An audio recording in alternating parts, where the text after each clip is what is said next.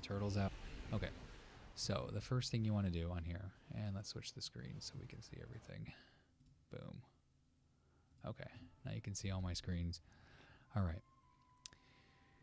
You want to make sure you have a hotkey to lock your camera. What I mean on that one is, let's go into the key bindings, camera, and you want to make sure that you saved your view for at least one view, and that view is the view that you're going to herbalism with to grab the nodes. So on mine, I've locked the camera in, so it's pretty much all the same. So if you're looking at my screens here, when I broadcast all keystrokes, they pretty much line up together. Now, when I'm moving around and everything like that, then let me just just get them going all over the place right here, and they're following, and they're eventually going to get off balance. So you just hit that to reset to that, which would be the set view is what you want to put it at after you've saved it. So when you hit the set view, and the keys doesn't matter here, you can put this in Isboxer as well. But you snap it on, and then your alignment is perfect, and then you can click on the target. Now you can do the right click, that works, and you can grab it all.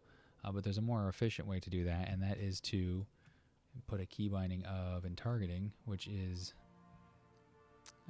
interact with mouse over.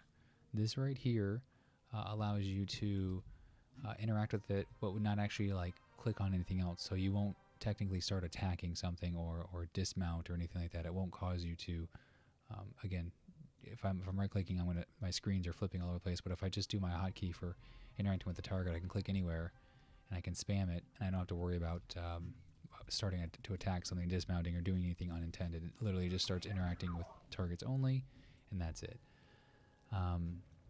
Another important feature, especially when using a flying mount, which is the most efficient way to do this. So let's actually not be in the hive mind mount and start flying around here. I can show you is a move down mount. Let me go over to winter spring.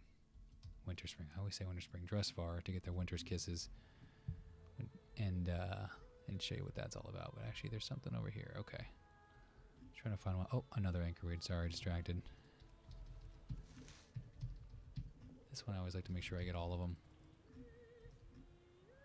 Alright.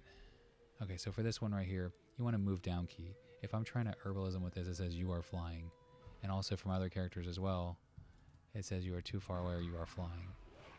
So when you make a move down key, you basically can press that, and when I hit it, boom, it pushes my characters down. That's another important feature when you're flying nearby. You want to push your characters onto the floor so you can actually interact with the node. Otherwise, you get that error dialog box. It doesn't work. And let's see, the last item here is making sure that you just obviously have a key to quickly mount up again in case you get chopped off or dismounted or something along those lines. Alright, so once you get all those keys straightened away, you can kind of combo it together, and I'll show you what it looks like. Let's see here. Let's find a node and we'll roll up to it.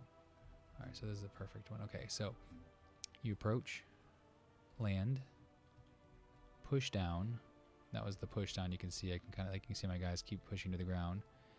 You want to snap the camera so they're all facing there. Turn on the broadcast hotkey, and then spam.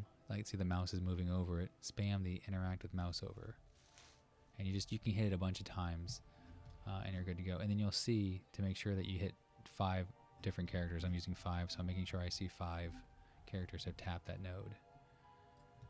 So I'll go over to it, push down, turn on the hotkey, and then when I'm done, I jump. I push up in the air, so these guys go up.